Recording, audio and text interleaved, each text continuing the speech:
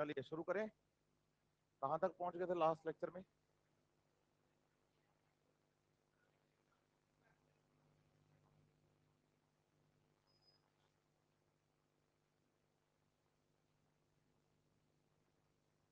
ये वाला डायग्राम पढ़ा रहा था मैं आपको। इसमें हमने कहा था कि अगर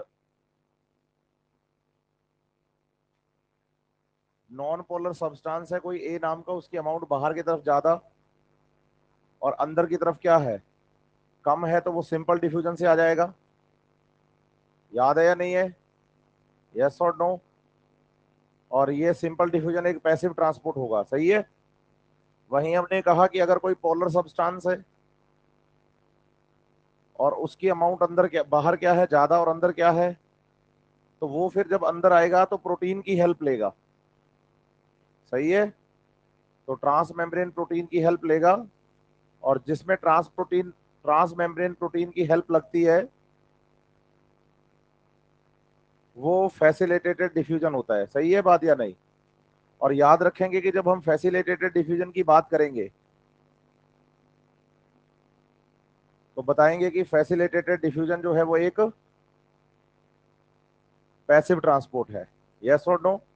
और हमने कहा था कि जो फैसिलिटेटेड डिफ्यूजन में काम करने वाली प्रोटीन्स हैं, ये प्रोटीन्स ग्रेडियंट तोड़ती हैं, ग्रेडियंट बनाती नहीं है। ग्रेडियंट पहले से होना चाहिए ऑलरेडी। इनका काम ग्रेडियंट फॉर्म करना है ही नहीं, क्योंकि एटीपी खर्च ही नहीं करते, सही है बात या नहीं? फिर हमने कहा कि मॉलिक्यूल चाहे पोलर हो और चाहे हो नॉन पोलर, सही है बात या नहीं? अगर उनको अगेंस्ट द ग्रेडियंट मूव करना है, कैसे मूव करना है? तो अगेंस्ट द ग्रेडियंट जाने में, जैसे आप बताओ कि ये मॉलिक्यूल पोलर है और ये मॉलिक्यूल कैसे हैं, नॉन पोलर हैं। इनको हमने बी और सी के नाम से पढ़ा था लास्ट लेक्चर में। तो हमने कहा था कि ये तो जाएंगे ही प्रोटीन से, और यहाँ जो ले जाने वाली प्रोटीन काम करेगी उस प्रोटीन का नाम क्या है? Pump protein. क्या नाम है? और पंप प्रोटीन जो है उसके बिना तो ये काम हो नहीं पाएगा ना।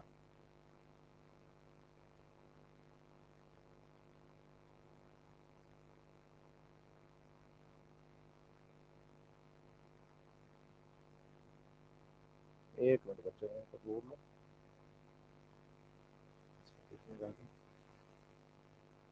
हाँ। अब बताओ कि चाहे पोलर मॉलिक्यूल हो चाहे नॉन पोलर हो, अगर अगेंस्ट द ग्रेडियंट जा रहे हैं तो वो एनर्जी खर्च करेंगे। एनर्जी खर्च करेंगे तो हम इसको क्या बोलेंगे? एटीपी खर्च हो रहा है यहाँ पर, एनर्जी खर्च होगा तो इसको बोलेंगे हम एक्टिव ट्रांसपोर्ट। क्या बोलेंगे? एक्टिव ट्रांसपोर्ट, सही है बात या नहीं? ये मैं कल आपको पढ़ा के गया था, नहीं? इससे आगे का पोर्शन शुरू करते हैं। क्या हो गया बेटा? कुछ चाह रहा है? अच्छा, उसको बुला रहा है कि यहाँ आ जा।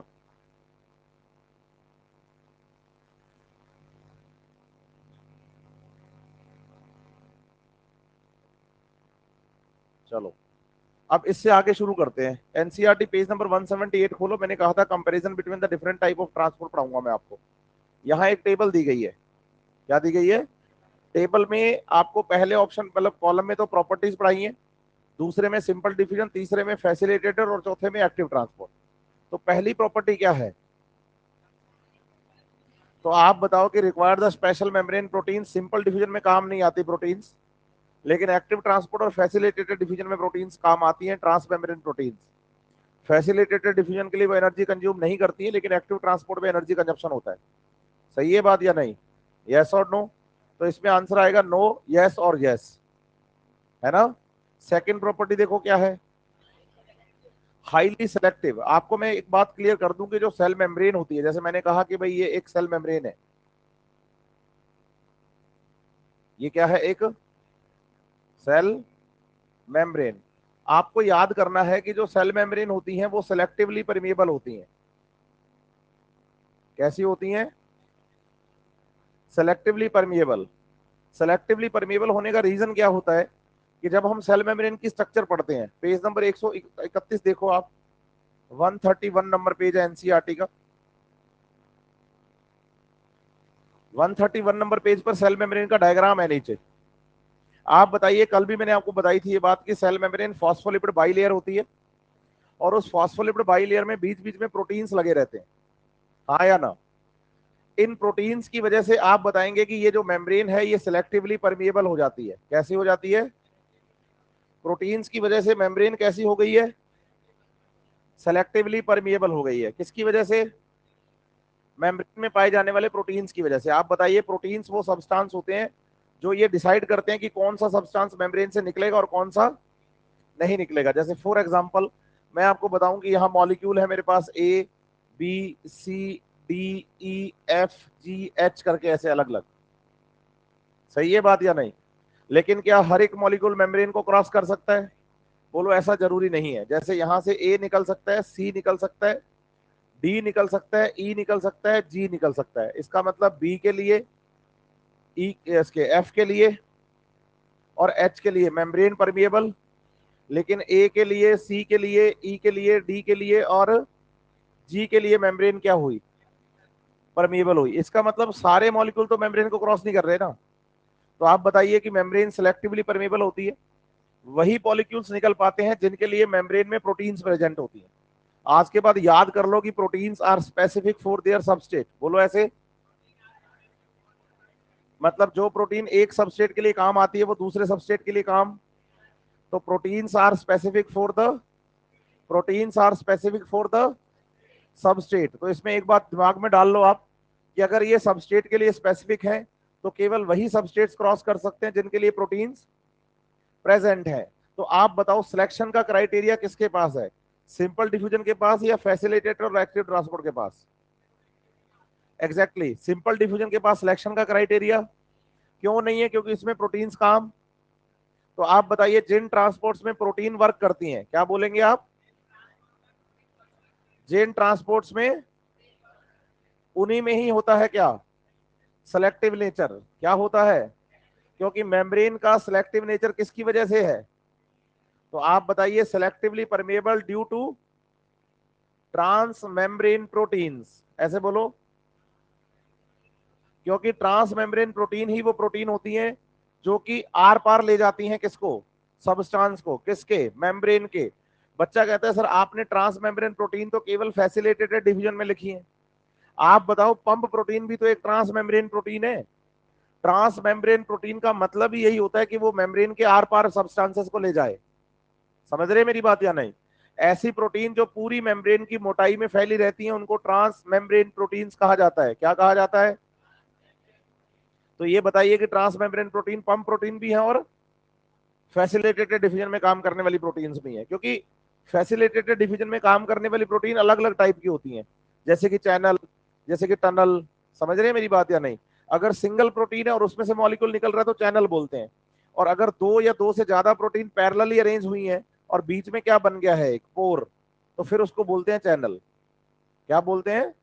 टनल। क्या बोलते हैं? टनल की भी टनल बन गई। पहाड़ के अंदर टनल नहीं बनाते जैसे अपने? तो मल्टीपल प्रोटीन्स अगर एक दूसरे के क्या हो जाए? पैरेलल अरेंज हो जाए तो उसको क्या बोलते हैं? क्या बोलते हैं? हाँ, तो चैनल टनल ऐसे आपको याद करने हैं। समझ रहे हैं मेरी बात या नहीं? तो इसमें अलग अलग टाइप की प्रोटीन्स होती हैं, इसलिए मैंने ट्रांस मेम्ब्रेन प्रोटीन लिखा है। अभी आपने सेल मेम्ब्रेन की स्ट्रक्चर पढ़ी नहीं है, इसलिए उन प्रोटीन्स के बारे में भी याद करने की जरूरत आपको बिल्कुल नहीं है। यहां तक क्लियर है बात आपको?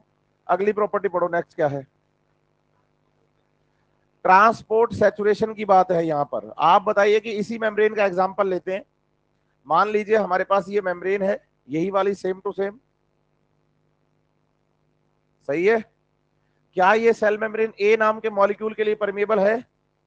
तो आप बताओ, इधर ए के ना 10,000 मॉलिक्यूल प्रेजेंट है। कितने मॉलिक्यूल प्रेजेंट है? 10,000 मॉलिक्यूल्स प्रेजेंट है ए के लिए। लेकिन ए के मॉलिक्यूल के लिए जो प्रोटीन है वो स्पेसिफिक है। मैंने आपको समझाई ये बात। अब आप बताओ, ए के लिए 1 2 3 4 5 6 7 8 9 और 10, इस मेम्ब्रेन के अंदर ए मॉलिक्यूल को पास करने वाली केवल 10 प्रोटीन ही है। मैंने अभी भी समझाया, एक मॉलिक्यूल के लिए प्रोटीन स्पेसिफिक होती है। अब बताओ, ए मॉलिक्यूल के लिए इस पूरी मेम्ब्रेन में कितनी प्रोटीन्स हैं? 10 से ज्यादा। एक प्रोटीन से एक टाइम में एक मॉलिक्यूल क्रॉस कर सकता है, हाँ या ना? बाहर मॉलिक्यूल कितने हैं? तो एक साथ यहां से कितने मॉलिक्यूल क्रॉस कर सकते हैं? इससे ज्यादा। तो बताओ, हो गया ना सैचुरेशन? आप बताइए, सैचुरेशन का मतलब होता है कि किसी भी स्पेसिफिक मॉलिक्यूल के लिए मेम्ब्रेन में जितनी भी प्रोटीन्स प्रेजेंट हैं, अगर वो सारी वर्किंग है, सारी बिजी हो गई हैं, तो हम कहेंगे कि ट्रांसपोर्ट सैचुरेट हो गया। अब बताओ सैचुरेशन किस में आएगा? फैसिलिटेटेड डिफ्यूजन में आएगा, क्योंकि इसमें प्रोटीन होती है। एक्टिव ट्रांसपोर्ट में भी आएगा, लेकिन सिंपल डिफ्यूजन में सैचुरेशन का कोई मतलब ही नहीं है। क्यों नहीं है? क्योंकि यहां पर नहीं प्रेजेंट है क्या? प्रोटीन्स। नहीं प्रेजेंट है क्या? प्रोटीन्स। कहां पर? एग्जैक्टली। तो सैचुरेशन में देखो नो यस यस लिखा है एनसीईआरटी ने कि सिंपल डिफ्यूजन में सैचुरेशन का कोई मतलब नहीं है, लेकिन फैसिलिटेटेड डिफ्यूजन में हो जाता है सैचुरेशन, और एक्टिव ट्रांसपोर्ट में भी हो जाता है। अपहिल ट्रांसपोर्ट का मतलब है कि किसमें एनर्जी कंज्यूम हो रही है। फोटोसिंथेसिस पढ़ा था, मैंने कहा था एनर्जी देकर ट्रांसपोर्ट करवाना अपहिल, और एनर्जी अगर निकले तो डाउनहिल। फोटोसिंथेसिस के टाइम पे जेड स्कीम पढ़ाई थी जब मैंने, तो हमने PS1 और PS2 से इलेक्ट्रॉन निकाले थे लाइट देकर। याद है या नहीं है? हाँ या ना? एग्जैक्टली। PS1 का प्राइमरी एक्सेप्टर कौन था? PS1 का FES, और PS2 का PO510। याद है ना आपको? और ETS में वहां हाइड्रोजन एक्सेप्टर कौन था? Hydrogen carrier plastoquinone. और यूबिक्विनोन किसमें था? रेस्पिरेशन में। सही है बात या नहीं? हाँ या ना? मतलब चीजें अगर पढ़ोगे तो रिकॉल तो हो जाएंगी आपको। हाँ या ना? तो अपहिल का मतलब होता है एनर्जी देकर ट्रांसपोर्ट करवाना। बताओ इनमें से कौन सा ऐसा ट्रांसपोर्ट है जो अपहिल है? हाँ, एक्टिव ट्रांसपोर्ट। क्योंकि फैसिलिटेटेड भी पैसिव है, और दोनों में एनर्जी कंज्यूम, और जिसमें एनर्जी कंज्यूम होती है वही क्या होता है? तो अपहिल कौन सा है? कौन सा है? एग्जैक्टली। लास्ट वाला पढ़ो, देखो नो नो यस लिखा है एनसीईआरटी ने, मतलब अपहिल के लिए फैसिलिटेटेड डिफिजन में भी नो है। नेक्स्ट देखो, अब एटीपी एनर्जी किसमें लगेगी बोलो, जो अपहिल होगा। और जो अपहिल कौन है? इसलिए एनसीईआरटी ने सिंपल डिफिजन में भी नो लिखा, फैसिलिटेटेड में भी। और सही है बात या नहीं? ये 5 तो एनसीईआरटी ने टेबल में लिखे, 2 और याद करने हैं आपको। बोलो, sensitive to inhibitors and hormonal regulation. ये भी एनसीईआरटी में लिखे, लेकिन टेबल के ठीक ऊपर वाली थ्योरी में सेकंड लास्ट लाइन में मिलेगा आपको, है ना? लिखा हुआ है हार्मोनल रेगुलेशन और सेंसिटिव टू इनहिबिटर्स। समझ रहे हैं? मान लो हम पूरी ये जो क्लासरूम है ना, एक सेल है। बोलो ऐसे, पूरी क्लासरूम एक, पूरी की पूरी क्लासरूम एक सेल है। हाँ या ना? मैं सेल का कंट्रोलर हूं, डीएनए। समझ रहे हैं मेरी बात या नहीं? अब अगर मैं इसको कहूं खड़ा हो, गेट खोल क्या, यहीं से खड़ा हो खोल, यहां से पॉसिबल नहीं है। बताओ, मैं डीएनए आरएनए बनाया, आरएनए से एक प्रोटीन बनाई। क्या बनाई? ये प्रोटीन जाकर मेम्ब्रेन, ये दीवार जो है वो मेम्ब्रेन है, मेम्ब्रेन के अंदर ये दरवाजा प्रोटीन है। किसी मॉलिक्यूल को आपको अंदर लाना है, या तो बताओ इस प्रोटीन को काम करवाने के लिए मैंने एक हार्मोन बनवाया है। ये हार्मोन जाकर प्रोटीन से रिएक्ट करेगा, जाकर रिएक्ट करेगा और प्रोटीन को ओपन कर देगा।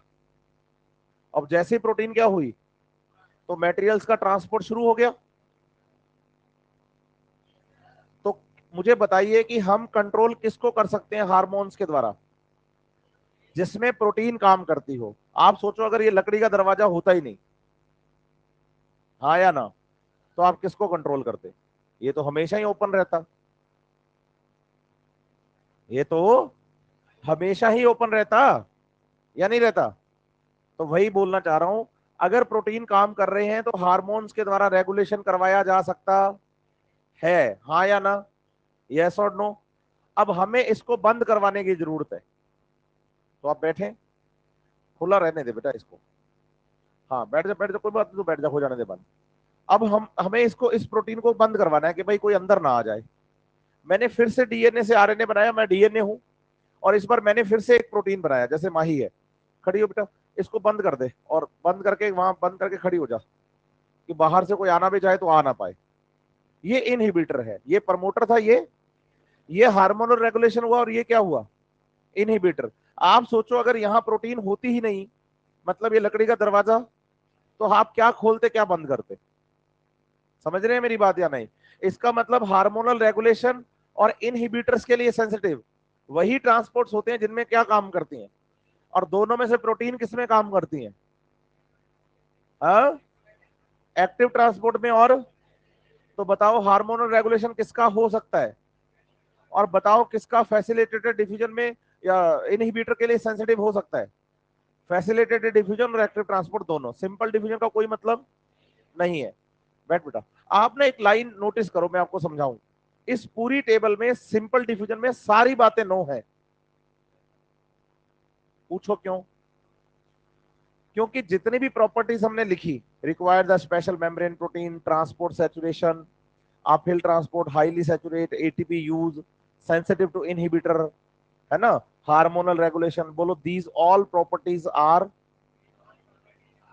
Properties of living. और सिंपल डिफ्यूजन लिविंग पे डिपेंड ही नहीं करता, इसलिए वो लिविंग की किसी प्रॉपर्टी को फॉलो नहीं करता, इसलिए सारी प्रॉपर्टीज में नो है। फैसिलिटेटेड डिफ्यूजन में एक प्रॉपर्टी की वो एनर्जी खर्च नहीं करता, उसके अलावा सारे यस है। चाहे आप हार्मोनल सैचुरेशन की बात कर, ट्रांसपोर्ट सैचुरेशन की बात कर लो, रिक्वायर्ड स्पेशल मेम्ब्रेन प्रोटीन की बात कर लो, आप हाईली सिलेक्टिव की बात कर लो, सेंसिटिव टू इनहिबिटर बोल दो, हार्मोनल रेगुलेशन बोल दो, सबके लिए क्या है? केवल और केवल एनर्जी को छोड़कर बाकी सारी बातों के लिए यस है किसका? वैसे और एक्टिव ट्रांसपोर्ट तो एनर्जी में भी यस है, हाँ या ना? और ये सारी प्रॉपर्टीज किसकी हैं? लिविंग की। ये सारी प्रॉपर्टीज किसकी हैं? लिविंग की। समझ रहे हैं बात या नहीं? यस और नो? अच्छे से, यहां तक कोई प्रॉब्लम? बढ़ू आगे? पक्का है ना? ये टेबल समझ में आई है? अब अभी अभी हमने एक बात बोली, बोलो जिन ट्रांसपोर्ट्स में प्रोटीन्स यूज होती हैं उनका रेगुलेशन किया जा सकता है, हाँ या ना? आप बताओ, कुछ प्रोटीन्स, कुछ ट्रांसपोर्ट्स ऐसे होते हैं जो हमेशा ओपन रहते हैं, और कुछ ऐसे होते हैं जिनका कंट्रोल किया जाता है। कुछ ऐसे हैं जो हमेशा, और कुछ ऐसे हैं जिनको कंट्रोल किया जाता है। समझ रहे हैं मेरी बात या नहीं? यार ये क्लास क्यों नहीं एनरोल हो रही आज?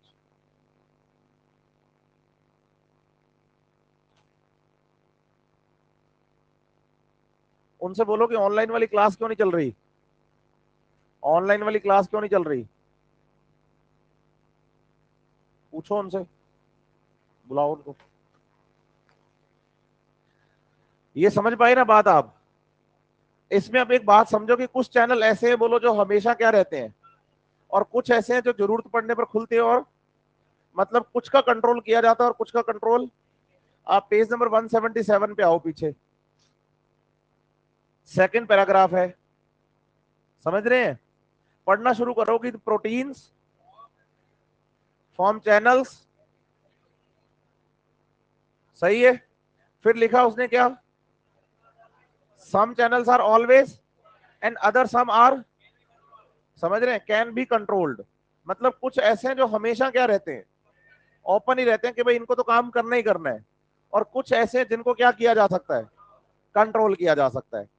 अब ऐसे चैनल जो हमेशा क्या रहते हैं, एग्जाम्पल देखो आगे, porins are proteins which are form a large और ह्यूज पोर्स। जिन बच्चों की एनसीईआरटी में तो लार्ज शब्द लिखा हुआ है वो तो है 2019 के बाद की, जिनकी एनसीईआरटी में ह्यूज शब्द लिखा हुआ है वो है 2019 से पहले की। समझ रहे हैं मेरी बात या नहीं?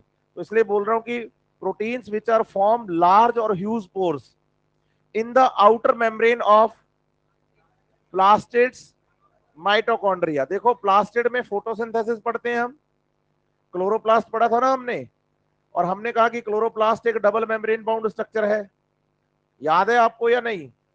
और अंदर की तरफ थाइलेकोड प्रेजेंट होती हैं, हाँ या ना? तो आप बताइए कि जो इनकी आउटर मेम्ब्रेन है क्या है? ये मैंने पहले भी बताई थी बात आपको, ये मोर परमिएबल है। कैसी है? क्योंकि इसमें पाई जाती हैं पोरीन्स, और पोरीन्स बोलो बड़े चैनल होते हैं जो हमेशा खुले रहते हैं। बोलो pore plus protein is equal to porins. Pore plus protein is equal to, तो ऐसे प्रोटीन जो बड़े पोर बनाते हैं उनको क्या कहते हैं? ऐसे प्रोटीन जो बड़े पोर बनाते हैं उनको क्या कहते हैं? किस में बनाएंगे? बोलो आउटर मेम्ब्रेन ऑफ क्लोरोप्लास्ट, जैसे ये प्लास्टिड है, प्लास्टिड की आउटर मेम्ब्रेन में। और ऐसे आप बताओ कि जो माइटोकॉन्ड्रिया होता है ना, इसकी भी आउटर मेम्ब्रेन में क्या प्रेजेंट है? और फिर एनसीईआरटी आगे क्या लिखती है कि porins, porins are proteins which are make form large or huge pores in the outer membrane of plastids, mitochondria and some bacteria। क्या लिखा है? एनसीईआरटी पेज नंबर 128 देखो आप, यहां एक हेडिंग है cell envelope and its modifications. इसके heading के ब्रैकेट में लिख लो कि ये प्रोकैरियोटिक सेल के बारे में बात चल रही है। आप पीछे देखो 127 नंबर पेज पे नीचे हेडिंग देखो क्या है, 8.4 प्रोकैरियोटिक सेल, उसकी ये सब हेडिंग है 8.4.1। इसका मतलब cell envelope and its modifications की जो बात चल रही है ना, वो प्रोकैरियोटिक सेल की बात चल रही है। किसकी? इसके आप पहले पैराग्राफ के लास्ट, दूसरे पैराग्राफ के लास्ट में या पहले के लास्ट में ग्राम पॉजिटिव और ग्राम नेगेटिव दो शब्द लिखे हुए हैं, ये बैक्टीरिया के नाम है। ये जब आप मोनेरा किंगडम पढ़ेंगे, बैक्टीरिया पढ़ेंगे, तो पता चलेगा कि बैक्टीरिया अपनी सेल वॉल के बेसिस पर दो टाइप के होते हैं, ग्राम पॉजिटिव और ग्राम। अब पेज नंबर 177 पे देखो कि उन्होंने लिखा कि outer membrane of plastids, mitochondria and, तो सम बैक्टीरिया में याद करो नेगेटिव, ग्राम नेगेटिव बैक्टीरिया में होते हैं पोरीन्स, ग्राम पॉजिटिव में पोरीन्स नहीं होते हैं, ये दिमाग में डाल लो आप। क्योंकि ग्राम नेगेटिव बैक्टीरिया की जो सेल वॉल है वो बाई लेयर होती है, जिसमें एक लेयर आउटर मेम्ब्रेन है और उसके अंदर प्रेजेंट होती है पोरीन्स। समझ रहे हैं मेरी बात या नहीं? तो पोरीन्स की प्रेजेंस ग्राम नेगेटिव बैक्टीरिया का कैरेक्टर है, इसलिए एनसीईआरटी ने सम बैक्टीरिया लिखा है, बैक्टीरिया नहीं लिखा। समझ पाए हैं बात या नहीं? अरे हाँ ना तो बोलो। फिर नेक्स्ट लाइन पढ़ो,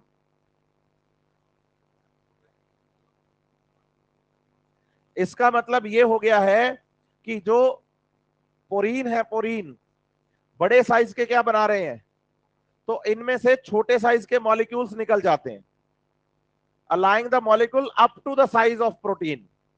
मतलब जिनका साइज इस प्रोटीन के पोर से छोटा होता है, उतना होता है, वो मॉलिक्यूल तो निकल जाते हैं, लेकिन उससे बड़े मॉलिक्यूल नहीं निकल पाएंगे। समझ रहे हैं मेरी बात या नहीं? हाँ या ना?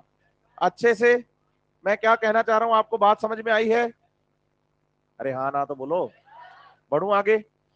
फिर नेक्स्ट देखो, है बेटा, तो मैं उर्दू बोल रहा हूं, पोरीन्स आर प्रोटीन्स, पढ़ के देख एनसीईआरटी की लाइन, पोरीन्स आर प्रोटीन्स। हाँ तो पोरीन और किसको पढ़ा रहा हूं अभी मैं?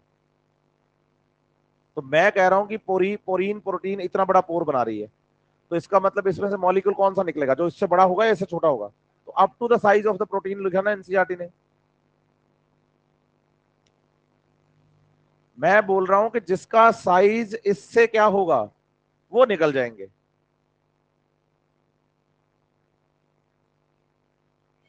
आपको समझ आई है बात? हाँ या ना? आगे बढ़े, ठीक है। अब देखो क्या कह रहा है फिगर 11.1, एनसीईआरटी पढ़ते रहिए साथ साथ, काम की बातें हैं। क्या लिख रहा है? Extracellular molecule bound to the, pen देना, ये वाला कैप वाला, कैप वाला, कैप वाला, कैप वाला, ऐसे समझो इसको। ये क्या है? प्रोटीन। बोलो बाहर से आएगा molecule, extracellular molecule bound to the protein, हाँ या ना? फिर ये रोटेट करेगा और मॉलिक्यूल को अंदर फ्री कर देगा। पढ़ के देखो line, extracellular protein bound to the, and then this proteins, और फिर क्या करेगी? हाँ, वो रफ पेज दो मुझे।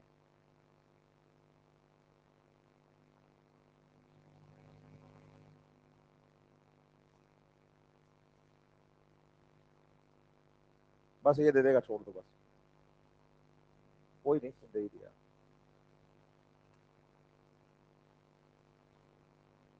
इधर है मेरे पास, अरे इधर वाला, इधर बात क्या,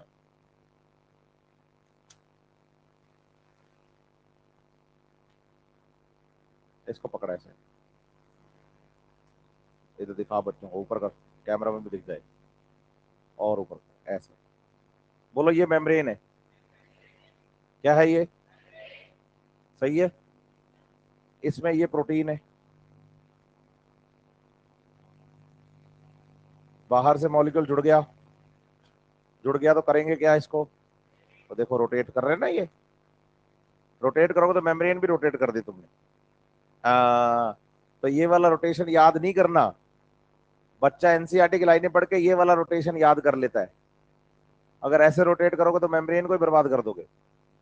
ये रोटेशन होता है, ये याद करो, एफ नॉट पार्टिकल वाला।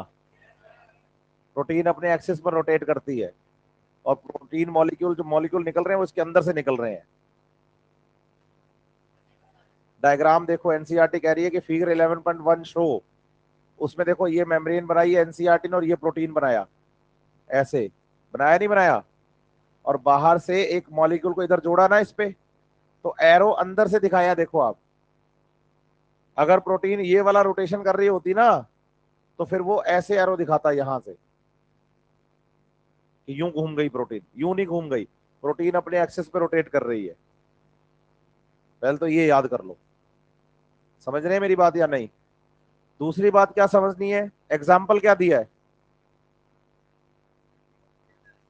Water channel which are made up of. हाँ, आप ये बात याद रखिए कि मेम्ब्रेन का ओवरऑल नेचर कैसा, पोलर या नॉन पोलर? कल बात हुई थी अपनी कि उसको बनाने वाला फॉस्फोलिपिड तो एम्फीपैथिक होता है, लेकिन मेम्ब्रेन का ओवरऑल नेचर कैसा है? कैसा है? मेम्ब्रेन का ओवरऑल नेचर कैसा है? नॉन पोलर है ना। अब बताओ, वाटर तो पोलराइज्ड होता है, तो वाटर मेम्ब्रेन को क्रॉस कैसे करेगा? जब तुम पानी पीते हो और पानी तुम्हारे अंदर डाइजेस्ट होता है और आपकी सेल्स में पानी जाता है, तो कैसे जाता है? क्योंकि आपकी सेल्स की जो सेल मेम्ब्रेन है वो तो नॉन पोलर है, और वाटर पोलराइज्ड है। कैसे जाता है? एक्वापोरिन्स के थ्रू। वाटर चैनल बनाती है मेम्ब्रेन के अंदर, और इनमें से क्या निकलता है? इसका मतलब हर एक सेल मेम्ब्रेन में, चाहे वो मोनेरा की हो, प्रोटिस्टा की हो, फंजाई की हो, प्लांट्स की हो, एनिमल्स की हो, हर एक सेल मेम्ब्रेन के अंदर क्या प्रेजेंट है? एक्वापोरिन्स, जिनसे कि पानी सेल मेम्ब्रेन के थ्रू अंदर आता जाता रहता है, क्योंकि पानी जिंदा रहने के लिए जरूरी है, तो पानी के लिए एक्वापोरिन्स भी जरूरी है। और अभी तक, अब बच्चे को क्या लगता है? बच्चे को ये लगता है अच्छा, एक एक्वापोरिन का फॉर्मेशन 8 प्रोटीन कर रही है। उसको लगता है कि एक पोर है ना वाटर चैनल, उससे 8 डिफरेंट टाइप ऑफ एक्वापोरिन्स बना रही है। बोलो नहीं, अभी तक हमें वाटर चैनल बनाने वाली 8 अलग अलग प्रोटीन्स मिली हैं, जो अलग अलग सेल्स में वाटर चैनल बना रही हैं। तो 8 different type of proteins form the water channels. समझ रहे हैं मेरी बात या नहीं? मतलब अलग अलग ऑर्गेनिजम्स के अंदर अलग अलग सेल्स में हमें वाटर चैनल बनाने वाली प्रोटीन्स भी अलग अलग मिली हैं, और अभी तक हमें कितनी प्रोटीन मिली है? अलग अलग 8, जो कि क्या बना रही हैं? हाँ, तो 8 प्रोटीन मिलकर एक चैनल बना रही है, इसको याद मत करना आप, ठीक है बात या नहीं? अरे हाँ या ना तो बोलो। तो अब इस पूरी लाइन को पढ़ के देखो पैराग्राफ को, कि figure 11.1 show that the extra cellular material और the compound bound to the protein and then protein and these molecules are release inside the. फिर आगे लिख रहा है कि एग्जाम्पल के तौर पर हम किसको पढ़ सकते हैं? वाटर चैनल को, which are made up of the 8 different type of, made up of the 8 type of. समझ रहे हैं मेरी बात या नहीं? यहां तो कोई प्रॉब्लम किसी को, या समझ ही नहीं आ रहा?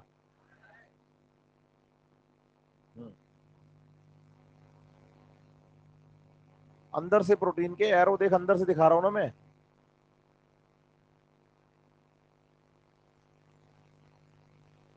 चलें आगे।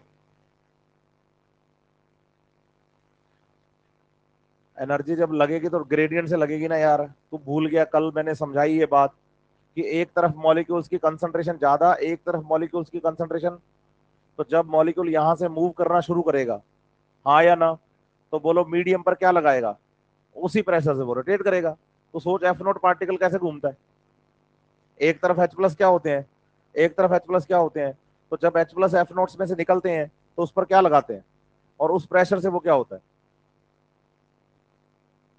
और बताओ। क्लियर है? हाँ, बातें छोटी छोटी है लेकिन एनसीईआरटी की है बड़े काम की। अब बच्चा इन पे ध्यान ही नहीं देता। ये वो लाइनें हैं जिनको बच्चा पढ़ता ही नहीं है, पढ़ता भी है तो रीड करके आगे निकल जाता है, उसको कोई मतलब नहीं कि इन लाइनों में क्या लिखा हुआ है। समझ रहे हैं मेरी बात या नहीं? और फिर डिसाइड हो जाता है कि बायोलॉजी तो रटने का सब्जेक्ट है, और ये रटने का है ही नहीं, सच्चाई यही है।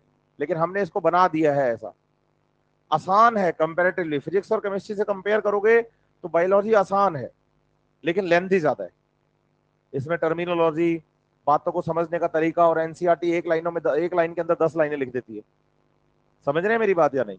तो एनसीईआरटी समझना या एनसीईआरटी को पढ़ना ऐसे आसान नहीं, ऐसे बोल दिया जाता है कि क्या है, इतना सा तो है।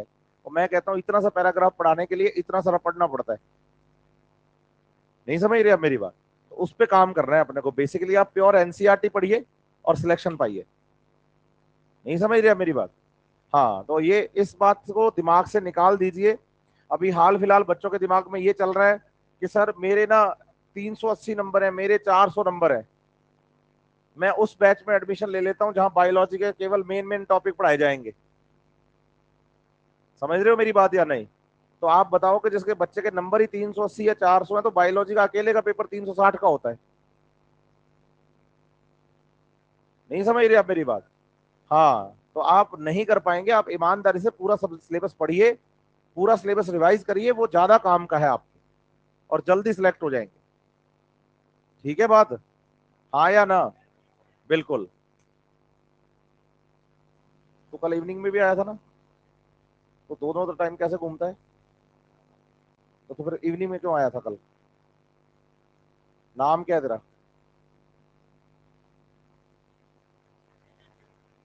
कहाँ से बिलोंग करता है? अभी तो तू बैठ जा क्लास में, क्लास के बाद मुझसे मिलना।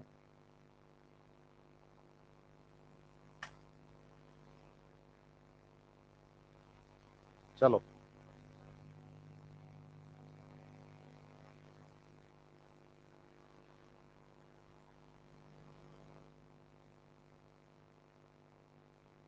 कईयों के दिमाग में क्या फितूर होता है कि मैंने फीस भरी है। समझ रहे हैं मेरी बात या नहीं? तो मैं कुछ भी कर सकता हूँ। तो मैं क्लियर कर दूं कि टीचर के भी अपने खुद के कुछ असूल होते हैं क्लासरूम के। समझ रहे हैं मेरी बात या नहीं? तो फीस आपने इसलिए नहीं भरी कि आपके पास पैसा है। फीस आपने इसलिए भरी है क्योंकि ये जो काम किया जा रहा है ना यहाँ पर, उसमें मेहनत बहुत लगती है, उसमें पीछे बैकग्राउंड पे काम बहुत सारा करना पड़ता है। समझ रहे हैं मेरी बात या नहीं? और ये ऐसा टाइम है जो आपकी लाइफ बनाता है। और कईयों के दिमाग में फितूर होता है कि मैंने तो फीस दी है, तो कहीं और दे के सिलेक्शन ले लो। नहीं समझ रहे आप मेरी बात? एग्जैक्टली तो टीचर सारे एक जैसे नहीं होते, ये भी क्लियर कर लो दिमाग में अपने। किसी के दिमाग में चल रही है ये बात, तो आप ऐसे समझ लो ये बात। फैसिलिटेटेड डिफ्यूजन में मेम्ब्रेन के अंदर प्रोटीन है कितने? कितने? 3, हाँ या ना? तो आपको ये बात समझनी पड़ेगी कि भाई जैसे मान लो कोई प्रोटीन है, इस प्रोटीन ने किसी मॉलिक्यूल को एक टाइम में एक ही डायरेक्शन में ट्रांसपोर्ट किया। मॉलिक्यूल कितने, डायरेक्शन कितनी? इसे हम बोलेंगे यूनी डायरेक्शनल ट्रांसपोर्ट। क्या बोलेंगे? तो इसे बोल देते हैं यूनिपोर्ट। यूनी डायरेक्शनल ट्रांसपोर्ट क्या बोल देते हैं? यूनिपोर्ट। समझ रहे हैं मेरी बात या नहीं? दूसरा होता है बच्चे की भाई, एक मॉलिक्यूल है ए नाम का, वो इधर जा रहा है। एक मॉलिक्यूल है बी नाम का, वो इधर आ रहा है। सेम टाइम पे, ऐसे नहीं कि अलग अलग टाइम है, सेम टाइम है। नर्वस सिस्टम हो गया क्या तुम्हारे? तो जब पढ़ोगे तो सोडियम पोटेशियम पंप पढ़ोगे आप। सोडियम अंदर पोटेशियम बाहर, पोटेशियम अंदर सोडियम बाहर, सेम टाइम पे सेम प्रोटीन से। हाँ या ना? तो आप याद करो, इसको बोलेंगे एंटी डायरेक्शनल ट्रांसपोर्ट, बोलो एंटीपोर्ट। इसके एग्जाम्पल तो बहुत सारे मिलने वाले हैं हमें। सेल में कोई आ रहा है, सेल में कोई जा रहा है, यूनिपोर्ट होगा। इसके एग्जाम्पल बहुत कम है जिसमें एक सोडियम पोटेशियम पंप हम पढ़ सकते हैं। हाँ या ना? एक आपको याद करना है कि एक प्रोटीन से दो मॉलिक्यूल एक साथ एक ही डायरेक्शन में ट्रांसपोर्ट करते हैं, साथ साथ ट्रांसपोर्ट करते हैं। तो बायोलॉजी में साथ साथ का मतलब होता है सिम, और पोर्ट शब्द आया ट्रांसपोर्ट से, तो साथ साथ ट्रांसपोर्ट को बोला हमने क्या? इसका एग्जाम्पल मैं आपको पढ़ाऊंगा। पूछो कब? जब मैं आपको फ्लोएम ट्रांसपोर्ट पढ़ाऊंगा तब बहुत बढ़िया से बताऊंगा कि ये एग्जाम्पल सिम पोर्ट का है। समझ रहे हैं बात या नहीं? बढ़िया से बताऊंगा कि ये एग्जाम्पल सिम पोर्ट का है। समझ रहे हैं बात या नहीं? हाँ या ना? तो आप बताइए कि भाई ए यूनिपोर्ट, बी एंटीपोर्ट, सी सिम पोर्ट, हाँ या ना? अच्छे से। और ये डायग्राम एनसीईआरटी ने हमें दिया है। 11.2 डायग्राम है, 177 नंबर पेज के नीचे। तो इसको याद करना है आपको, इनके बारे में भी पढ़ना है आपको। तो क्या आप सिंपल डिफ्यूजन, फैसिलिटेटेड डिफ्यूजन और एक्टिव ट्रांसपोर्ट का बेसिक डिफरेंस जानते हैं? आप इनकी प्रॉपर्टीज वाले टेबल समझ पाए हैं?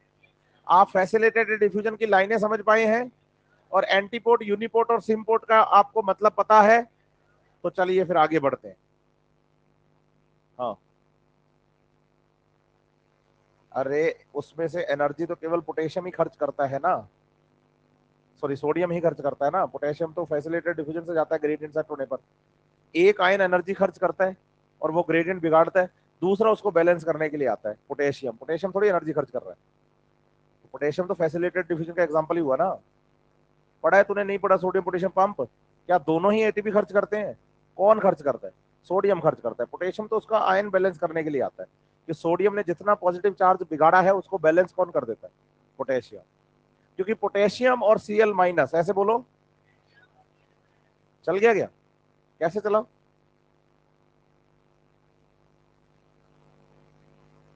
क्रोम बदल दी थी? अच्छा, ठीक है ठीक है।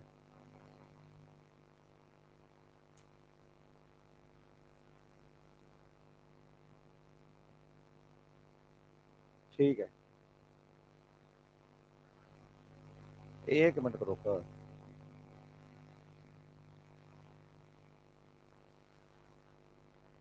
हाँ, अब बता क्या कह रहे हैं।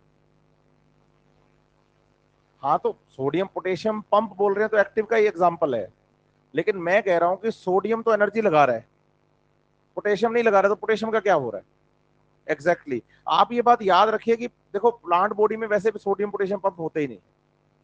मैं एग्जांपल के तौर पे आपको बता रहा हूं, क्योंकि एंटीपोड के एग्जांपल प्लांट बॉडी में हमारे पास नहीं है। अगर है भी हमें पढ़ने नहीं, क्योंकि हमारे सिलेबस में नहीं है। समझ रहे हैं मेरी बात या नहीं? क्योंकि सोडियम पोटेशियम पंप काम करता है न्यूरॉन्स के लिए, और न्यूरॉन प्लांट में होती नहीं है। तो इसलिए सोडियम पोटेशियम पंप एनसीईआरटी के लिए याद करना ही नहीं है, और सोडियम प्लांट बॉडी के लिए एसेंशियल है ही नहीं। आप सोचो, हमारे लिए सोडियम एसेंशियल है, इसलिए आपके खाने में नमक होना चाहिए। समझ रहे हैं मेरी बात या नहीं? लेकिन प्लांट के लिए ये जरूरी नहीं है, इसलिए वो बेनिफिशियल बोलते हैं हम सोडियम को, एसेंशियल नहीं बोलते। एसेंशियल में देखो कौन कौन है: nitrogen, phosphorus, potassium, sulphur, calcium, yes और no. Magnesium, iron, copper, zinc, boron, chlorine, manganese, molybdenum और निकल, टोटल हो जाते हैं 14। इनमें कहीं पर भी सोडियम, क्योंकि प्लांट के लिए जरूरी नहीं है, क्योंकि उसमें सोडियम पोटेशियम पंप काम नहीं करता। लेकिन मैं बोल रहा हूं कि जिस भी जगह पे अनाइन कटाइन बैलेंस बिगड़ता है, मान लो प्लस चार्ज बिगड़ गया, उसको बैलेंस करना है, तो पोटेशियम आएगा। और सोचो माइनस चार्ज बिगड़ गया, बोलो ऐसे, तो उसको बैलेंस करने के लिए क्लोराइड आयन आता है। तो आप देखो पेज नंबर 197, थोड़ा जल्दी से हाथ चला लो, काम की बात बता देता हूं जो आपके काम भी आएगी। यहां पोटेशियम लिखा हुआ है, फोर्थ नंबर पे है ना? हाँ, थर्ड नंबर पे पोटेशियम। इसमें देखो आपको लास्ट की लाइनों में एनाइन कटाइन बैलेंस लिखा हुआ मिलेगा, कि एनाइन कटाइन बैलेंस करता है ये, पॉजिटिव नेगेटिव चार्ज को बैलेंस करता है, हाँ या ना? यस और नो? ऐसे ही Cl माइनस भी है, पेज पलटोगे तो 198 पे दिखेगा आपको। समझ रहे हैं? और ये भी क्या करता है? अनायन कटायन बैलेंस। तो जहां पर भी पॉजिटिव चार्ज बिगड़ता है उसको बैलेंस करता है कौन? पोटेशियम। और नेगेटिव चार्ज के लिए क्लोरीन। तो ये अनायन कटायन बैलेंस में आपको याद करने हैं, कि अपने आप ही आते हैं। समझ रहे हैं मेरी बात या नहीं? इसलिए बोल रहा हूं इसका एग्जाम्पल। यहां तक क्लियर है आपको बातें, या कोई और भी डाउट है किसी के दिमाग में? अच्छा, 176 पे सेकंड पैराग्राफ की फोर्थ लाइन क्या है? फैसिलिटेटेड डिफ्यूजन के सेकंड पैराग्राफ की फोर्थ लाइन क्या है?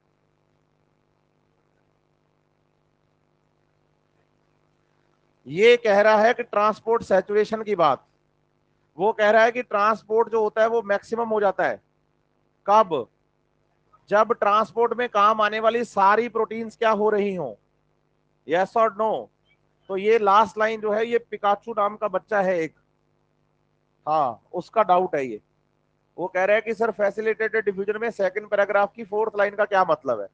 तो फोर्थ लाइन का मतलब है ट्रांसपोर्ट सैचुरेशन का, कि अगर किसी ट्रांसपोर्ट के लिए, मॉलिक्यूल के ट्रांसपोर्ट के लिए सारी प्रोटीन्स क्या आ रही हैं, यूज आ रही हैं, तो इसका मतलब है कि ट्रांसपोर्ट क्या हो गया है, ट्रांसपोर्ट क्या हो गया है, सैचुरेट हो गया है। समझ रहे हैं मेरी बात या नहीं? यस और नो? बिल्कुल। बढ़े आगे, यस और नो? देखो नेक्स्ट टॉपिक है प्लांट वाटर रिलेशन। बोलो बहुत गहरा। आपसे कोई पूछे ना कि प्लांट और वाटर के बीच में रिलेशन कैसा है, तो आप बताइए प्लांट और वाटर के बीच में रिलेशन बहुत। पूछो क्यों? क्योंकि बिना पानी प्लांट सरवाइव नहीं करेगा। आप क्या सोचते हो, हरियाली, आपको ग्रीनरी कहाँ ज्यादा मिलती है, जहां सॉइल में पानी अच्छा खासा है या नहीं है? तो वही बात है ना कि जहां पानी है वहां प्लांट्स है। हाँ या ना? ऐसा क्यों है? तो बताइए, पानी जरूरी है, प्लांट के लिए वाटर रिक्वायर्ड है, किस लिए? बोलो फॉर मेटाबॉलिज्म। आप बताइए कि मेटाबॉलिज्म का मतलब होता है chemical reactions of the living. Metabolism का मतलब होता है केमिकल रिएक्शंस ऑफ लिविंग। और आप बताइए लिविंग की केमिकल रिएक्शंस हमेशा किसमें वर्क करती हैं? वाटर में, क्योंकि साइटोप्लाज्म में केमिकल रिएक्शन चलती हैं, और साइटोप्लाज्म में 70% से ज्यादा क्या है? तो आप बताइए केमिकल रिएक्शंस को, लिविंग की केमिकल रिएक्शंस को होने के लिए लिक्विड मीडियम की रिक्वायरमेंट है, और वो मीडियम कौन प्रोवाइड करता है? वाटर। समझ रहे हैं मेरी बात या नहीं? इसका मतलब वाटर अगर ज्यादा है तो केमिकल रिएक्शंस होने की पॉसिबिलिटी भी। इसलिए जब आपके मेटाबॉलिज्म में कोई गड़बड़ होती है ना, मतलब जब आप बीमार हो जाते हैं, तो डॉक्टर आपको कहता है कि खूब पानी पियो। इसका सीधा मतलब होता है कि पानी आपके कहाँ जाएगा, और आपका मेटाबॉलिज्म बढ़ेगा, और मेटाबॉलिज्म बढ़ेगा तो आप ठीक हो जाएंगे, क्योंकि मेटाबॉलिज्म में तो गड़बड़ हुई है। हाँ या ना? यस और नो? दूसरा बोलो फॉर ट्रांसपोर्टेशन या translocation.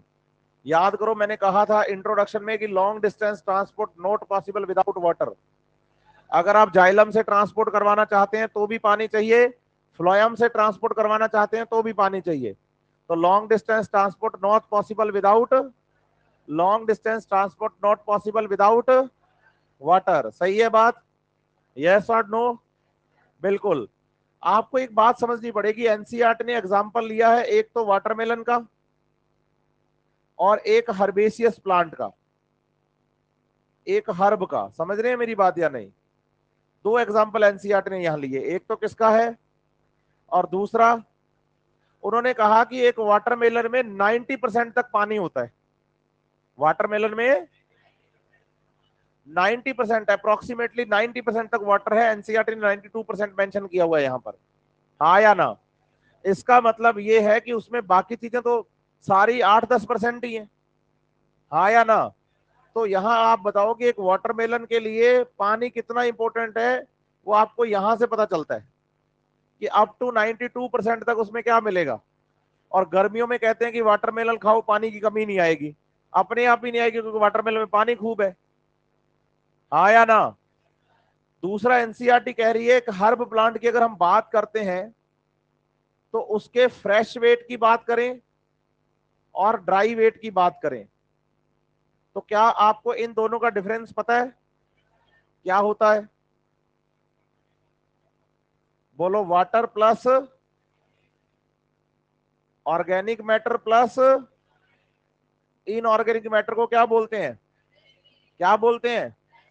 Water plus organic plus. सही है बात? तो उसे क्या बोलेंगे? क्या बोलेंगे? और ड्राई वेट में क्या आएगा? Organic plus inorganic matter. हाँ या ना? यस और नो? तो एनसीईआरटी कह रही है कि 85 to 90%, बोलो ऐसे, यहां पर क्या है? तो आप फिर बताओ कि यहां ड्राई वेट कितना बचा? 10 से 15%। एनसीईआरटी ने बताओ मैटर क्या लिखा है? 85 to 90% पानी लिखा है या 10 से 15%? तो इसका मतलब समझो, उसने कहा कि फ्रेश वेट में ड्राई वेट तो केवल 10 से 15% है।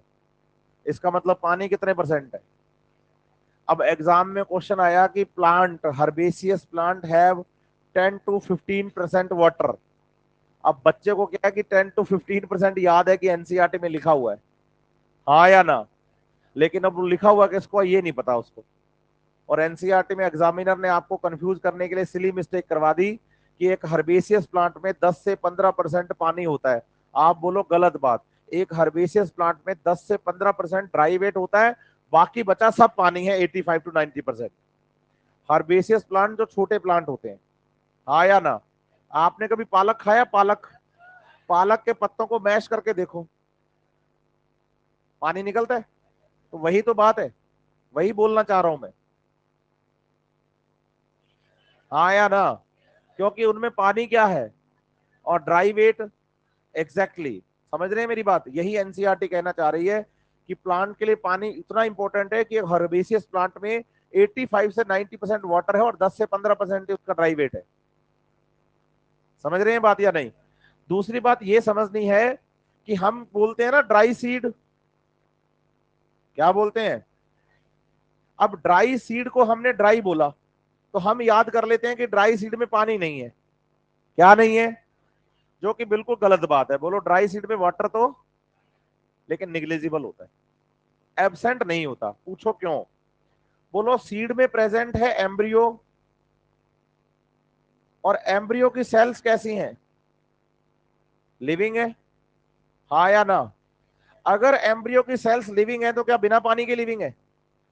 तो फिर सिंपल बात है ना कि आपके घर पे ना गेहूं पड़ा है, गेहूं, चावल, चने, दालें किचन के अंदर,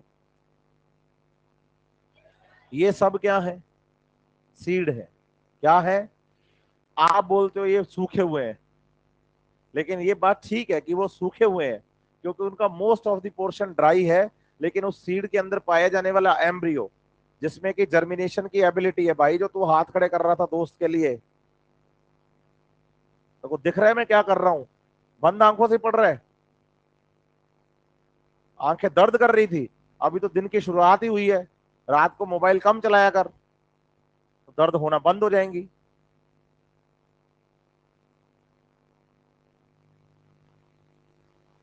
यही है वो जो मार्केट में आजकल फैला रहे हैं कि जिनका फर्स्ट अटेम्प्ट होता है 12th क्लास के बाद वो सिलेक्ट नहीं होते।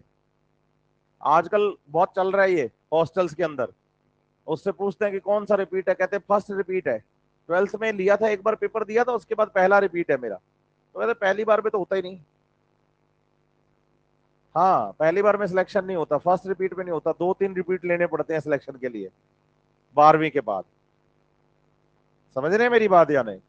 कंपटीशन इतना ज्यादा है भाई, जिसने सिलेक्शन लेना होता है ना वो लेके रहता है, कुछ हो जाए चाहे। और मेरे पास हजारों एग्जाम्पल हैं ऐसे जो केवल 12वीं पढ़ के आए थे और फर्स्ट ईयर में सिलेक्शन लेके गए हैं, और इतने साल से पढ़ा रहा हूँ।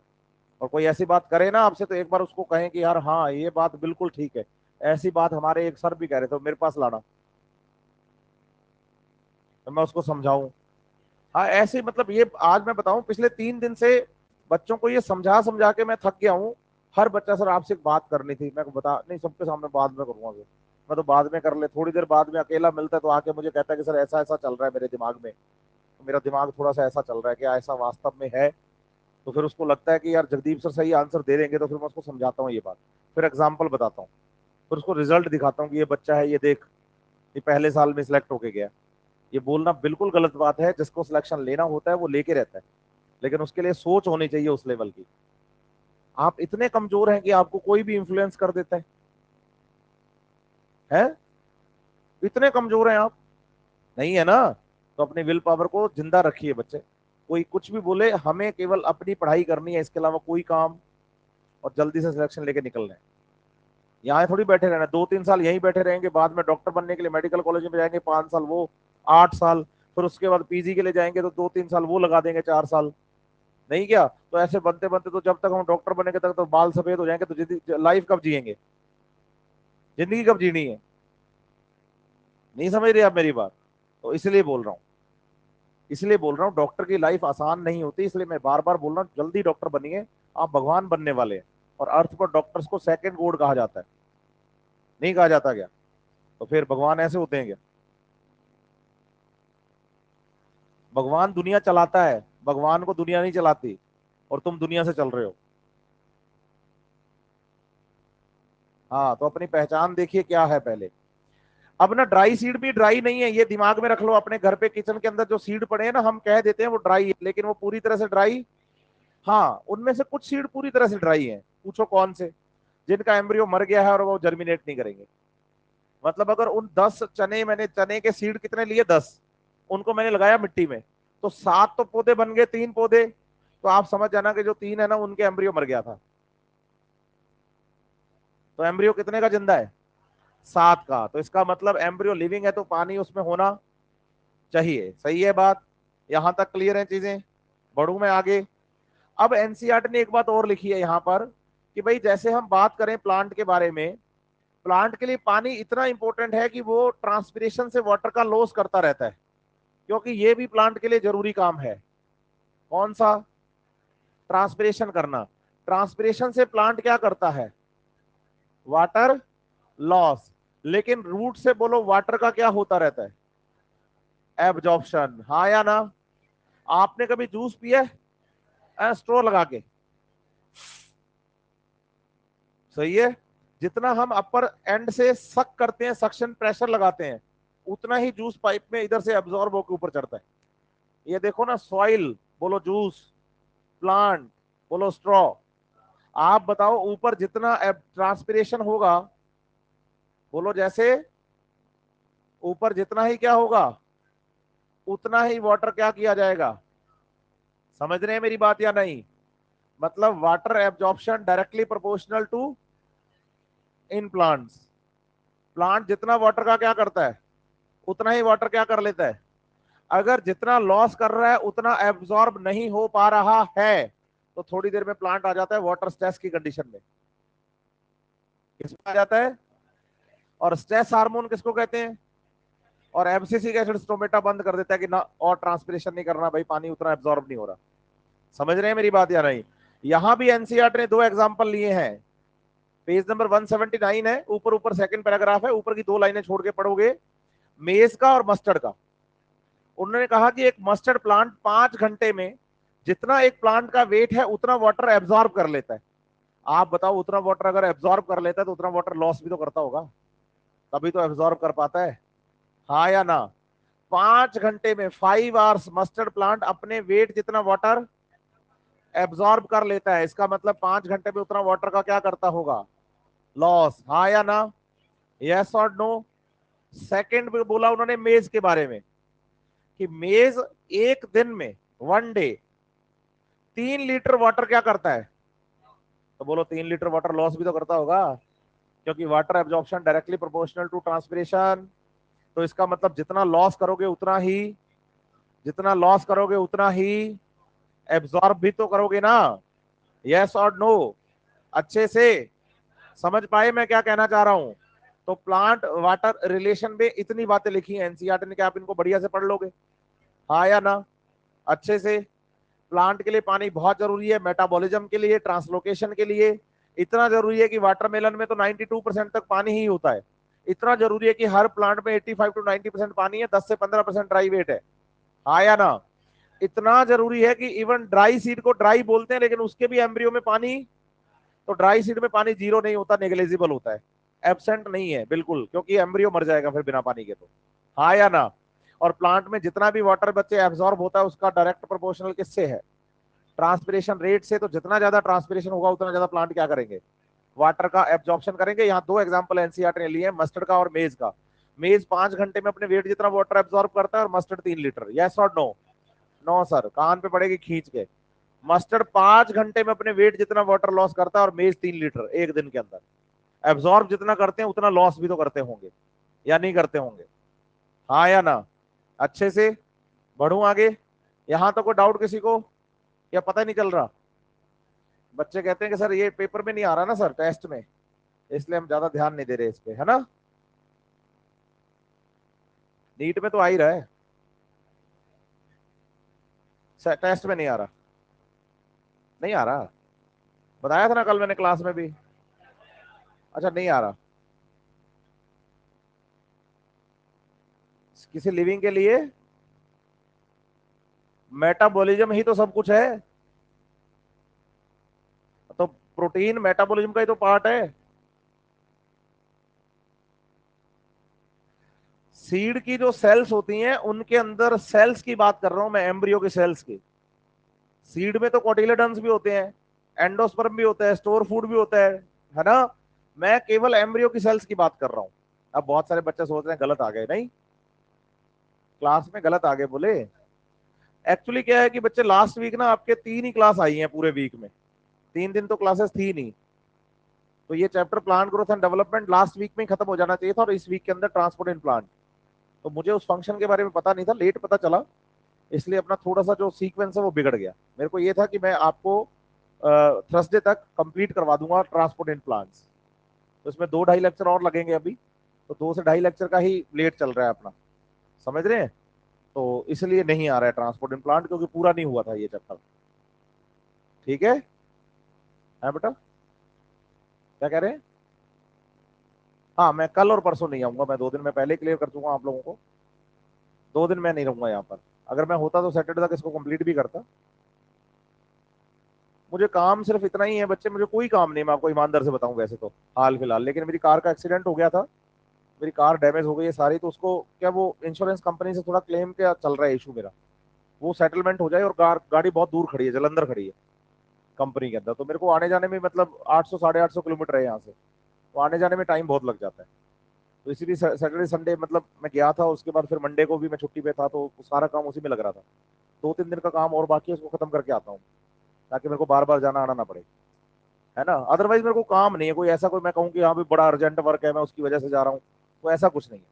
ये छुट्टियां प्लान्ड नहीं थी, ये अनप्लान्ड छुट्टियां ले रहा हूँ मैं, जो कि मैं प्लान नहीं कर पाया, क्योंकि इसमें मैंने सोचा नहीं था कि मैं छुट्टियां लूंगा। तो मेरे को जाना पड़ रहा है अर्जेंटली, तो मैं कल और 2 परसों 2 दिन, फ्राइडे और सैटरडे, ये छुट्टी पे रहूंगा। ठीक है, बढ़े आगे भाई। अब ना नेक्स्ट टॉपिक जो आपको एनसीईआरटी में है वो है क्या, वाटर पोटेंशियल। लेकिन मैं पहले आपको ऑस्मोसिस पढ़ाऊंगा।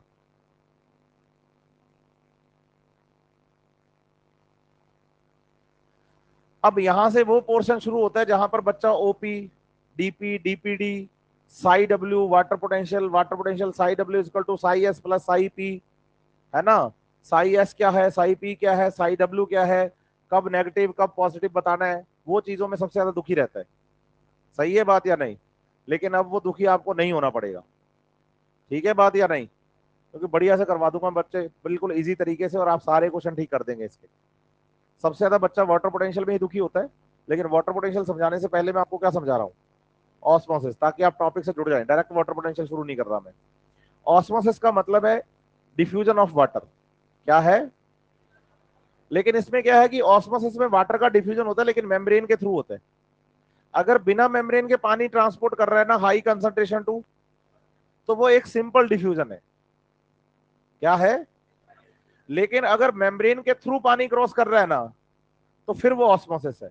और आप बताओ कि मेम्ब्रेन में से जब पानी निकलता है, मेम्ब्रेन में से जब अपनी हायर कंसंट्रेशन से, तो वो किसके थ्रू जाएगा, अरे वाटर चैनल। याद करो ना, मेम्ब्रेन तो नॉन पोलर होती है, तो एक्वापोरिन से बनी हुई वाटर चैनल से निकलेगा, हाँ या ना। और जब वाटर चैनल से पानी अपनी हायर कंसंट्रेशन से कहां जाए, बस इसी को तो ऑस्मोसिस कहते हैं। क्या कहते हैं, क्या कहेंगे, ऑस्मोसिस। जैसे मैं आपको कहूं कि भाई अपने पास ना कोई सिस्टम है, ये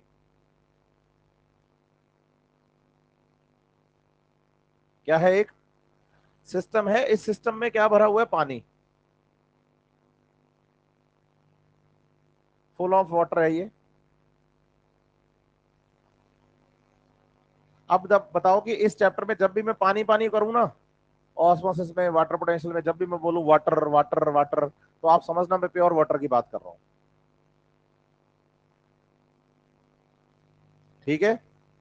अब ये एक सिस्टम है, इसमें क्या भरा हुआ है, बोलो प्योर वाटर।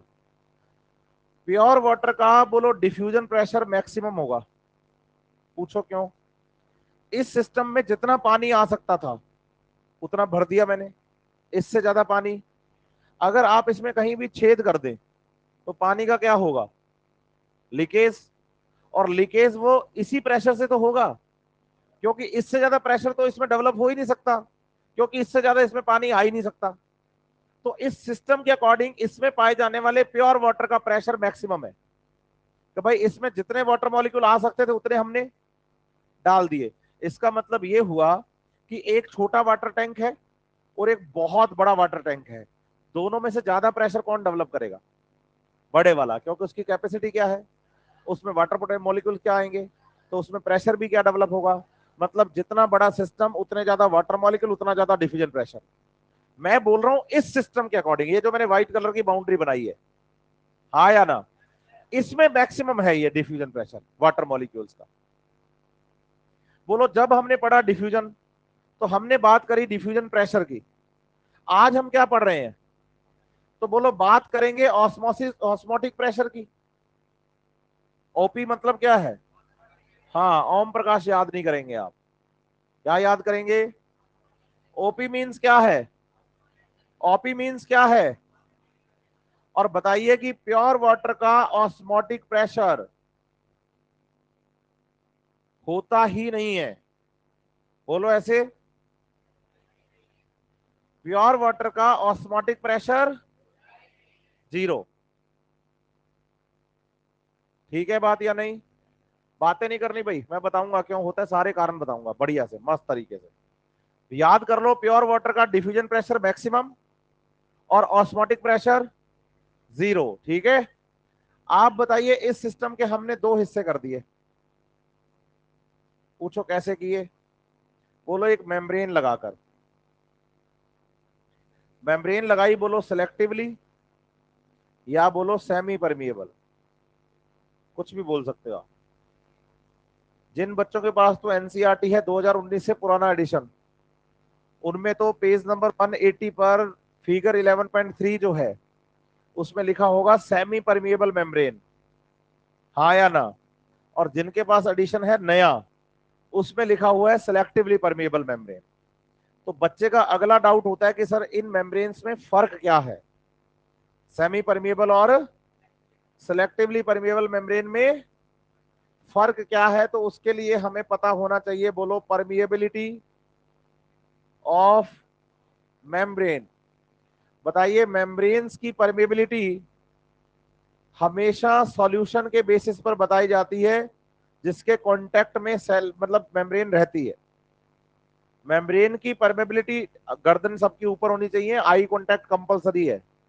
कोई प्रॉब्लम है तो खड़े होकर मुझे बताइए आप। ठीक है। हाँ, परमेबिलिटी ऑफ द मेम्ब्रेन क्या बोलेंगे? हमेशा उसके कांटेक्ट में रहने वाले सॉल्यूशन से समझाई जाती है। सॉल्यूशन का मतलब होता है बोलो solvent plus solute. Solvent plus, बोलो एक गिलास पानी में एक चम्मच नमक, तो पानी क्या है? सॉल्वेंट। नमक क्या है? सॉल्यूट। जो घुलता है वो सॉल्यूट होता है, और जो घोलता है वो, जो घुलेगा वो, हम्म, जो घोल देगा वो। तो जैसे मैंने कहा कि एक गिलास पानी के अंदर नमक मिलाया हमने, तो पानी क्या है? नमक क्या है? बोलो मेम्ब्रेन की परमेबिलिटी हमें चार टाइप की याद करनी है। एक तो होती है मेम्ब्रेन परमिएबल, एक होती है बोलो इम्परमिएबल, एक होती है बोलो सेमी परमिएबल, और एक होती है सेलेक्टिवली परमिएबल। ये हम किसके बेसिस पर बता रहे हैं? बोलो सॉल्वेंट और सॉल्यूट के बेसिस पर। मैंने कहा ना कि मेम्ब्रेन की परमेबिलिटी हमेशा उसके कांटेक्ट में रहने वाले सॉल्यूशन के बेसिस पर डिफाइन की जाती है। और सॉल्यूशन का मतलब होता है सॉल्वेंट प्लस, हाँ या ना। अब आप याद करो, परमिएबल का मतलब होता है कि जो सॉल्वेंट और सॉल्यूट दोनों के लिए परमिएबल हो, दोनों के लिए, सॉल्वेंट के लिए भी और दोनों के लिए क्या हो, उसे क्या बोलते हैं, परमिएबल मेम्ब्रेन। जो दोनों के लिए परमिएबल तो इम्परमिएबल, जो सेमी परमिएबल है वो सॉल्वेंट के लिए परमिएबल होती है, सॉल्यूट के लिए परमिएबल, और जो सेलेक्टिवली परमिएबल है वो सॉल्वेंट के लिए तो और सॉल्यूट के सिलेक्टेड मॉलिक्यूल्स के लिए ही परमिएबल होती है, हाँ या ना। और आप याद करिए जो सेल मेम्ब्रेन है, मेम्ब्रेन के बारे में ये वाला एग्जांपल लिया था मैंने कहा था मेम्ब्रेन में जिन मॉलिक्यूल्स के लिए प्रोटीन होती है उनके लिए तो मेम्ब्रेन परमिएबल, और जिनके लिए प्रोटीन नहीं होती उनके लिए परमिएबल। इसका मतलब इसमें सिलेक्टिव नेचर आता है due to presence of the transmembrane, due to the presence of the transmembrane. अब मेरा जो आपसे सवाल है बच्चे, मेरा तो क्या है, आप लोगों का सवाल है, और ये बच्चा क्या है, मेडिकल कॉलेज में चला जाता है, डॉक्टर बन जाता है, सब काम हो जाते हैं, लेकिन ये बात उसको कभी समझ नहीं आती। पूछो क्यों? क्योंकि वो कभी पूछता ही नहीं है, केवल इसको सोचता है कि रटना है और निकल जाना है। आपके दिमाग में ये बात आनी चाहिए, और मैं आपको बताऊं ये बात आती है बहुत कम बच्चों के। जैसे मैंने 1000 बच्चों का एक बैच पढ़ाया टोटल 4 क्लासेस में, समझ रहे हैं मेरी बात या नहीं? तो उसमें से केवल 10, 5, 2, 4 बच्चे ऐसे होते हैं जो ये डाउट लेके आते हैं। पूछो क्या? इन मेम्ब्रेन्स की स्ट्रक्चर में ऐसा क्या डिफरेंस है कि कोई सॉल्वेंट के लिए परमेबल है, कोई सॉल्यूट के लिए परमेबल नहीं है, कोई सॉल्यूट के सिलेक्टेड मॉलिक्यूल्स के लिए परमेबल है, हाँ या ना? बोलो, इन चारों मेम्ब्रेन्स में कोई फर्क, चारों मेम्ब्रेन एक ही मेम्ब्रेन के नाम है, ये नाम अलग अलग दिए जाते हैं उनके कांटेक्ट में आने वाले सॉल्यूशन के बेसिस पर। बच्चा पूछता है कि कैसे? आप ये सोचो कि मेरे पास कोई एक्स नाम की मेम्ब्रेन है, इसके साथ मैंने शुगर सॉल्यूशन लिया। शुगर सॉल्यूशन का मतलब है कि उसमें वाटर और क्या प्रेजेंट है, तो यहां वाटर क्या है और शुगर। बोलो, इस मेम्ब्रेन में से वाटर तो क्रॉस कर गया लेकिन शुगर क्रॉस, बताओ मेम्ब्रेन कैसी है? सेमी परमेबल, कि सॉल्वेंट के लिए परमेबल है लेकिन सॉल्यूट के लिए परमेबल, सही है। बोलो, सेम यही मेम्ब्रेन है एक्स, लेकिन इस बार इसके साथ सॉल्यूशन जो है वो शुगर सॉल्यूशन नहीं है, सॉल्ट सॉल्यूशन है। सॉल्ट सॉल्यूशन का मतलब है कि वाटर और सॉल्ट प्रेजेंट है। बोलो, मेम्ब्रेन में से वाटर भी निकल गया और सॉल्ट भी, बताओ मेम्ब्रेन कैसी है? मेम्ब्रेन सेम ही है, पहले आपने बोला था सेमी परमेबल और इस बार क्या बोल रहे हो? नाम क्यों मेम्ब्रेन का बदल दिया आपने? क्योंकि उसके कांटेक्ट में रहने वाला सॉल्यूशन बदल गया, हाँ या ना? अब आप बताओ कि मेम्ब्रेन यही है सेम टू सेम एक्स नाम वाली, लेकिन इस बार जो सॉल्यूशन लिया है वो मैंने सॉल्ट और शुगर का मिक्स सॉल्यूशन लिया है, मतलब मल्टीपल सॉल्यूट्स लिए हैं। तो मल्टीपल सॉल्यूट्स में वाटर क्रॉस कर गया, सॉल्ट क्रॉस कर गया, लेकिन शुगर क्रॉस, तो बताओ मेम्ब्रेन। एग्जैक्टली पर्टिकुलर किसी एक सॉल्यूट के लिए, बोलो ऐसे, मेम्ब्रेन या तो परमेबल होती है या इम्परमेबल, लेकिन मल्टीपल सॉल्यूट्स जब होते हैं तो उनमें से कुछ के लिए परमेबल और कुछ के लिए, एग्जैक्टली।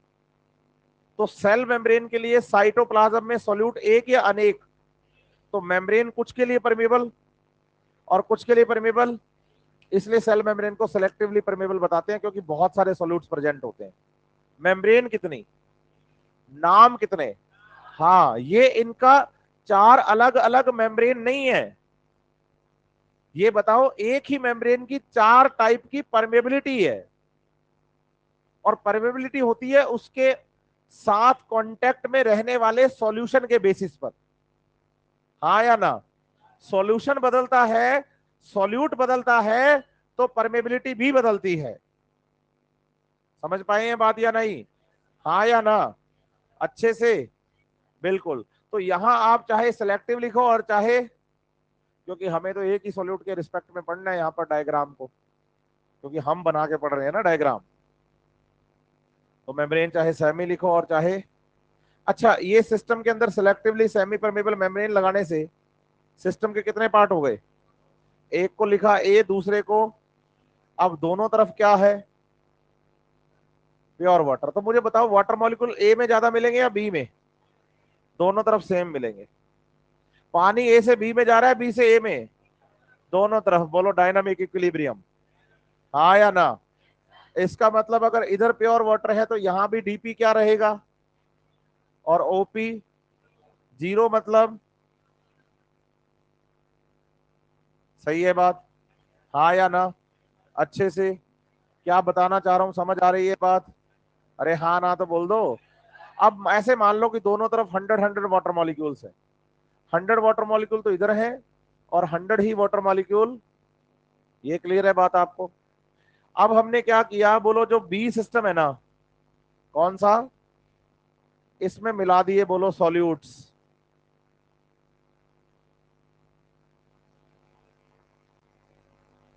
क्या मिला दिए, सॉल्यूट्स।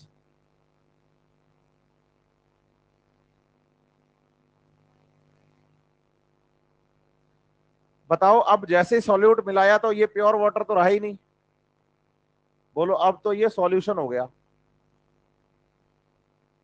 क्या हो गया, क्या हो गया, बोलो जितने सॉल्यूट मिलाएंगे, बोलो जितने सॉल्यूट मिलाएंगे उतने वाटर मॉलिक्यूल सॉल्यूट को डिसॉल्व करने में बिजी हो गए।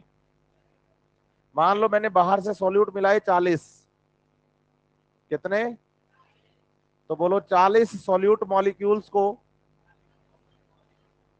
डिसॉल्व करने के लिए 40 वाटर मॉलिक्यूल तो बिजी हो गए, तो फ्री कितने बचे। तो पहले 100 वाटर मॉलिक्यूल का प्रेशर डेवलप हो रहा था, अब 60 वाटर मॉलिक्यूल का डेवलप हो रहा है, तो डिफ्यूजन प्रेशर मैक्सिमम से क्या हो गया, मिनिमम नहीं कम, मिनिमम तुम्हें कैसे पता, है ना। तो जितना सॉल्यूट मिलाओगे बोलो डिफ्यूजन प्रेशर उतना ही क्या हो जाएगा, क्या हो जाएगा। लेकिन अब इस सॉल्यूशन में क्या आ गया, क्या आ गया, क्या आ गया, और जितने सॉल्यूट मॉलिक्यूल इस सॉल्यूशन में आ गए बोलो ऐसे, उतना ओपी बढ़ गया। इसका मतलब ऑस्मोटिक प्रेशर जो होता है, बेटा क्या कर रही हैं आप, क्या है हाथ में आपके, दिखाओ, क्या हो गया, सीड्स का क्या लग गई, सॉल्यूशन में क्या मिलाया, थोड़ा एक्टिव रहिए भाई पढ़ने के लिए, ईमानदार हो जाइए कम से कम अपने लिए, वरना हर साल मैं पढ़ाता बहुत सारे बच्चे हूँ, सारे सिलेक्ट नहीं होते, उसका रीजन ये नहीं होता कि मैं अच्छा नहीं पढ़ाता,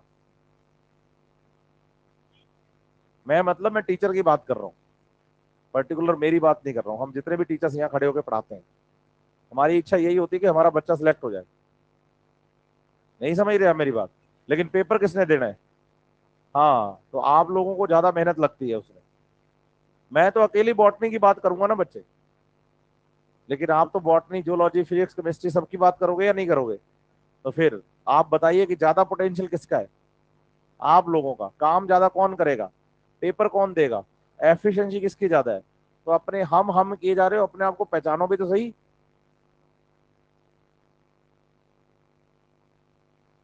तो सॉल्यूशन जो है ना, सॉल्यूशन उसमें जैसे ही क्या मिलाया तो फ्री वाटर मॉलिक्यूल क्या हो गए, और अब बताओ कि सॉल्यूट मॉलिक्यूल आ गए, तो किसी भी सॉल्यूशन में बोलो, सॉल्यूट मॉलिक्यूल्स का जो प्रेशर होता है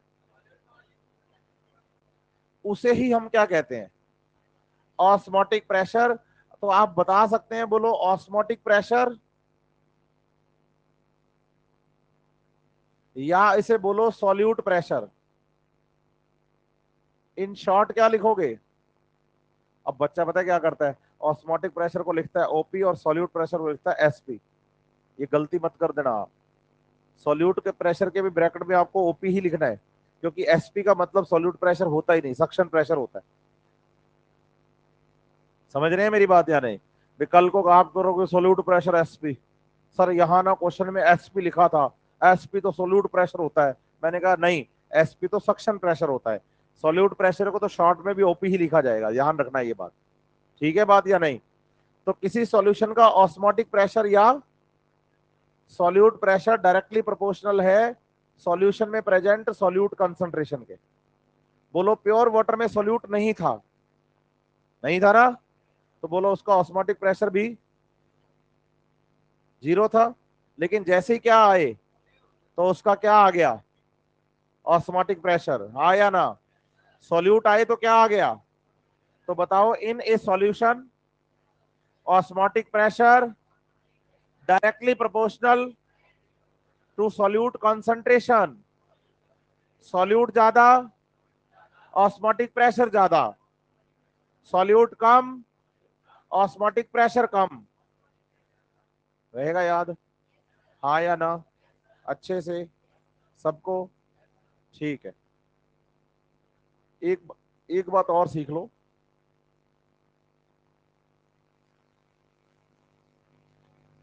बोलो टाइप्स ऑफ सॉल्यूशन।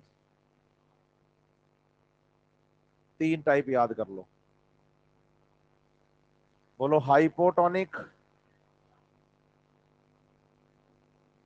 हाइपरटोनिक और आइसोटोनिक।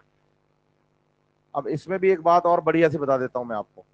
बोलो ये तीनों टर्म रिलेटिव टर्म है, प्योर टर्म नहीं है। बोलो रिलेटिव टर्म्स है। भाई ऐसे समझो, मैंने 3 गिलास नींबू पानी बनाया। कितने गिलास? 3 गिलास नींबू पानी बनाया, 1 2 3, ए बी सी। इसमें 1 चम्मच चीनी, इसमें 2 चम्मच चीनी, इसमें 3 चम्मच चीनी। बताओ कौन सा मीठा? वो तो मैंने बता दिया तुम्हें। मैंने तीनों गिलास अलग अलग बच्चों को पिलाए। 3 बच्चों को 3 गिलास पानी मतलब नींबू पानी पिलाया। अब तीनों से मैंने पूछा कि बताओ मीठा था? बोले हाँ। मैंने पूछा सबसे ज्यादा मीठा किसका था? अब बताओ 1 चम्मच वाले के लिए तो वही मीठा है, और बी चम्मच वाले 2 चम्मच वाले के लिए बी वाला मीठा है, और सी वाले के लिए 3 चम्मच वाला मीठा है। कंपेयर तो कर ही नहीं पाया ना वो।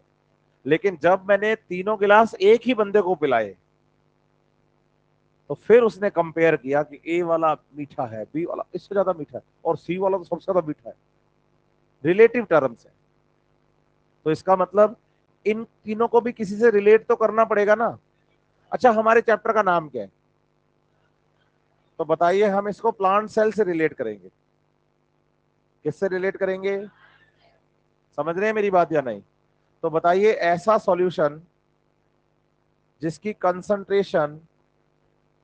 Concentration of solution less than the concentration of the cell. एक बात ध्यान रखना, किसी भी सॉल्यूशन की कंसंट्रेशन, बोलो ऐसे, सीधे बैठो भाई, सीधे बैठो, बिल्कुल आराम से ईमानदारी से। आपको मेरी बातें समझ नहीं आ रही ना? है ना? नहीं, पार्थ को तो नहीं आ रही, बाकी सबको आ रही है। पार्थ को तो पता नहीं चल रहा कि हो क्या रहा है, क्योंकि उसको तो दिमाग में अभी तक यही चल रहा है कि आई कार्ड का पता नहीं सर क्या करेंगे। समझ रहे हैं मेरी बात या नहीं? कल भी मैं इसको क्लास में बिठा देता, कल शाम को भगाया मैंने इसको, क्योंकि कभी सुबह कभी मॉर्निंग कभी इवनिंग वाला कॉन्सेप्ट रख रखा है इसने भाई ने। जब इच्छा होती है कि जब मर्जी जाओ। कॉलेज है ये, तो कोचिंग थोड़ी है, यहाँ तैयारी थोड़ी करने आए हैं, यहाँ जिंदगी के मजे लेने आए हैं। है ना पार्थ? सच बात है ये। वरना मैंने कल किसी और बच्चों को क्लास से नहीं निकाला, तेरे को क्यों निकाला? हाँ कोई बात नहीं, ये है मेरे पास आई कार्ड, तेरा रिजल्ट भी पता चल जाएगा और सब कुछ। आज ही तेरे पेरेंट्स से भी बात कर लेता हूं मैं, कि concentration of solution less than the concentration of cell. कि सेल की कंसंट्रेशन से सॉल्यूशन की कंसंट्रेशन कम है, एक बात। दूसरा, कंसंट्रेशन हमेशा सॉल्यूट से होती है। बोलो कंसंट्रेटेड NaCl सॉल्यूशन, क्या उसमें पानी नहीं है? लेकिन फिर भी कंसंट्रेशन NaCl से बता रहे हो। समझ रहे हैं मेरी बात या नहीं? Dilute NaCl solution. समझ रहे हैं मेरी बात? मतलब सॉल्यूशन हमेशा सॉल्यूट के नाम पर ही बोला जाता है, शुगर सॉल्यूशन। तो कंसंट्रेशन किससे बताते हैं? तो इसका मतलब अगर सॉल्यूशन की कंसंट्रेशन क्या है, तो इसका मतलब है कि इसमें सॉल्यूट क्या है और वाटर क्या है, और इधर सॉल्यूट क्या है, ज्यादा है, और वाटर क्या है, दोनों को कंपेयर कर रहे हैं। तो आप बता सकते हैं कि हाइपोटोनिक सॉल्यूशन में वाटर ज्यादा होता है, क्योंकि हम ऑस्मोसिस में मूवमेंट किसका करवाएंगे? वाटर का। मैंने अभी अभी थोड़ी देर पहले मेम्ब्रेन में बताया ना कि जब मेम्ब्रेन से वाटर अपनी हायर कंसंट्रेशन से, तो उसे ऑस्मोसिस कहते हैं। तो हम मूवमेंट किसकी करवाएंगे? तो इसलिए मैं हाइपोटोनिक को बोल रहा हूं कि हाइपोटोनिक में पानी ज्यादा होता है। हाँ या ना? हाइपरटोनिक को क्या बोलोगे? बोलो concentration of solution more than concentration of. इसका मतलब क्या हुआ कि यहां सॉल्यूट क्या है? तो पानी, और इधर सॉल्यूट कम और पानी। इसका मतलब हाइपरटोनिक सॉल्यूशन में सेल की कंपेयर में पानी कम होता है। पानी क्या होता है? कम होता है। हाँ या ना? यस और नो? तीसरे नंबर पे क्या आता है? आइसोटोनिक में बोलोगे concentration of solution equal to concentration of cell. इसका मतलब दोनों तरफ वाटर कंटेंट और सॉल्यूट कंसंट्रेशन इक्वल है। सही है बात या नहीं? तो क्या आप परमेबिलिटी ऑफ मेम्ब्रेन समझ पाए? और क्या आप टाइप्स ऑफ सॉल्यूशन समझ पाए? हाँ या ना? तो जब नेक्स्ट क्लास में मैं आऊंगा तो मुझे बताइएगा ऑस्मोसिस चल रहा है, और आपने केवल परमेबिलिटी और टाइप्स ऑफ सॉल्यूशन तक बताया था। आगे की सारी बातें मैं बताऊंगा आपको नेक्स्ट क्लास में। ठीक है, यहीं से शुरू करेंगे। वेट तो कर, सब बताऊंगा। मैंने कहा ना, तेरे को तो सिर्फ एस्मोटिक प्रेशर याद करना है, सॉल्यूट का प्रेशर बोल ऐसे। अब वो कैसे अप्लाई करते हैं वो तो भी बताना है मैंने।